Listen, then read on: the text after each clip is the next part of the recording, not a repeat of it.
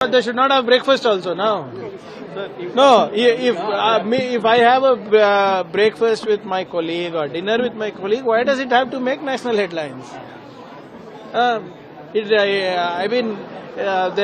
CM and DyCM have mutually agreed that they'll go first to the CM's house and then the DCM's house to quell all the speculation that's going around in this media. So that's before, all it is. Before CM has invited DCM. So that's what I also said, right? So he's just returning that invitation. What is wrong?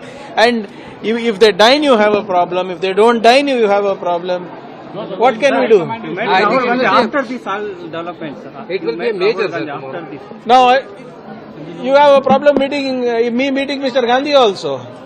Who else will I meet? Will I meet Mr. Dattatreya Hospale? Will I meet Mr. B.L. Santosh? Will I meet Mr. Mohan Bhagwat? But at the same time, when DCM CM meeting was here, you met Rahul Gandhi there. So that is why so many discussion is going on. I was not invited for breakfast, so I had other work to do. If I am invited for breakfast, I will go. So here also breakfast.